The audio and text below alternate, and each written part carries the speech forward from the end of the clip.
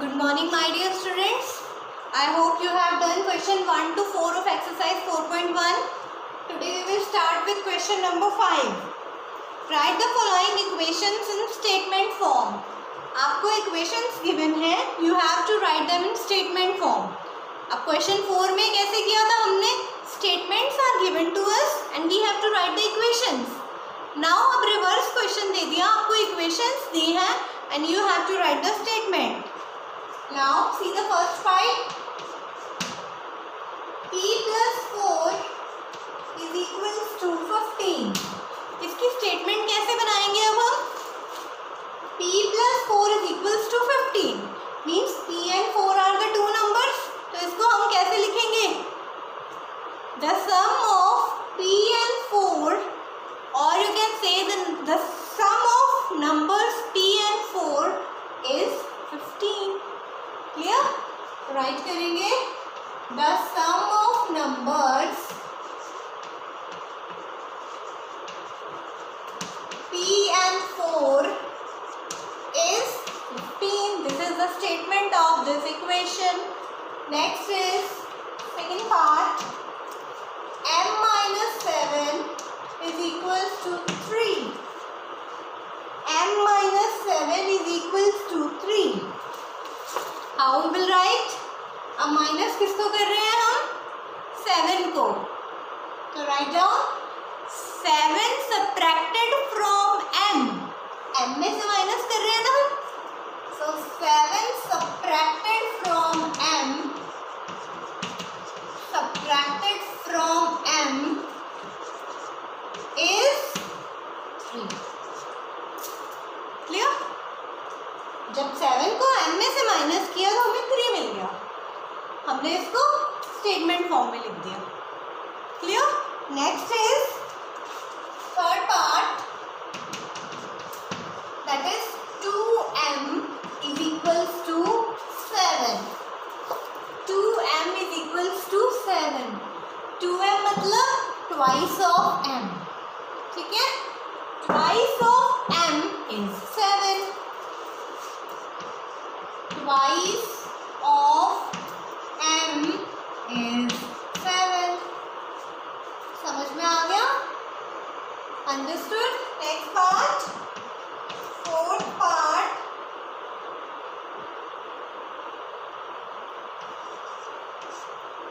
M by 5 is equals to 3.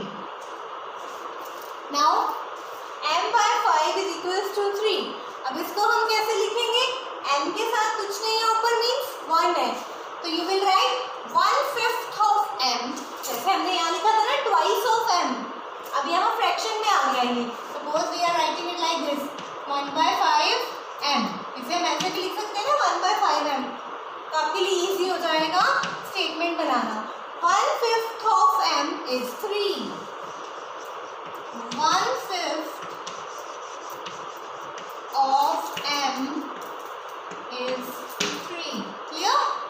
समझ में आ गया सबको? I hope you all are clear with this. Try remaining parts yourself. 5th, 6th, 7th and 8th part do yourself. Tomorrow we will discuss it. Next, come to question number 6. In question 6, set up an equation in the following cases.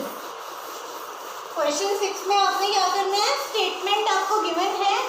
You have to set up equation. Equation बनानी है आपने, जैसे हमने question 4 में बनाई थी ना, but there is a difference between question 4 and question 6. See here question 6 first part. Irfan says that he has 7 marble more than 5 times the marbles Parmit has. Irfan has 37 marbles. What is the question? Question is that Irfan says that he has 7 marbles more than 5 times the marbles Parmit has. Irfan has 37 marbles. Now what he is saying that Irfan के पास जो marble हैं वो permit से 7 times होकर 5 ज़्यादा है. और आपको बता दिया है इरफान के पास मार्बल्स कितने हैं 37. So what you will take let Parmit have marbles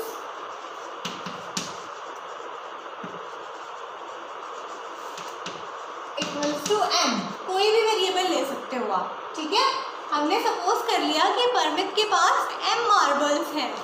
so now Irfan, equation कैसे बनाएंगे हम?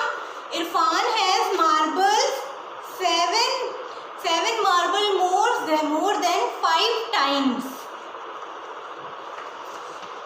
Irfan's marbles are 7 marbles more, 7 plus, ठीक है, 7 ज़्यादा, इससे m से कितना ज़्यादा? 5 times of m. So 5m, ठीक है। क्या इक्वेशन बनी? उसमें क्या बोला था? 7 marble more than 5 times the marbles परमित है। और परमित के पास तो m थे, तो 7 plus 5m. Now Irfan is having how many marbles? 37. So it's equals to 37. So this is the equation of the first part.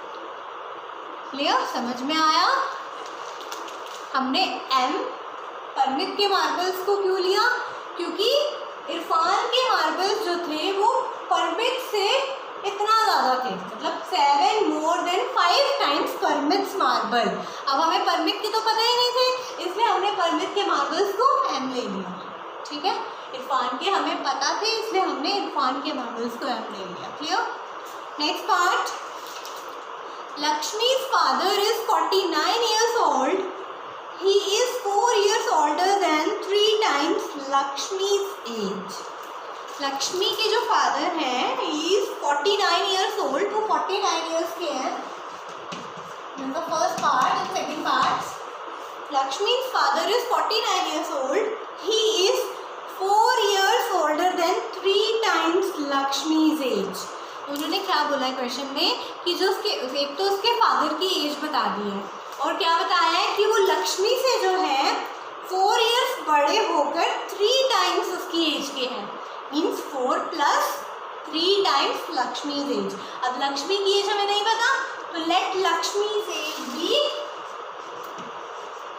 Late लक्ष्मी's age be y years।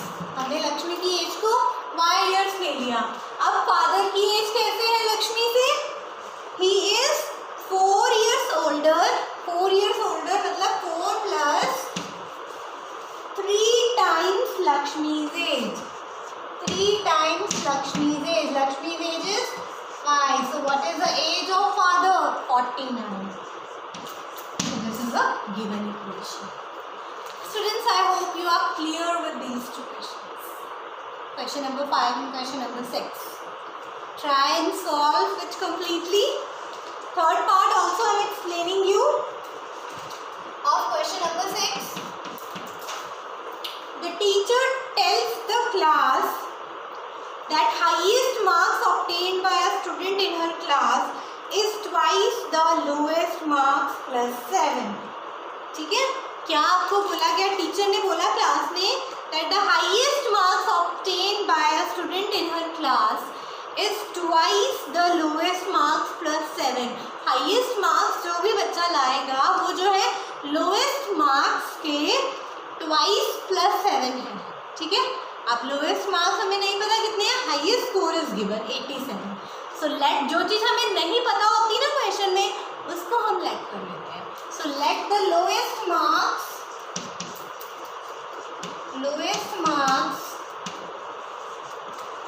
be any alphabet, भी L ले लिया हमने, ठीक है। Now what is the highest marks? What is said about the highest marks? highest marks के बारे में क्या कहा गया है? highest marks obtained by a student is twice the lowest marks. Twice the lowest marks. Lowest marks L है, so it's 2L twice the lowest marks plus 7. Statement में आपको क्लियर लिखी हुई है ये लाइन जो इक्वेशन बनानी है। twice the lowest marks, lowest marks को हमने L ले लिया then it will become 2L plus 7. So what is the highest score? The highest score is 80. Clear?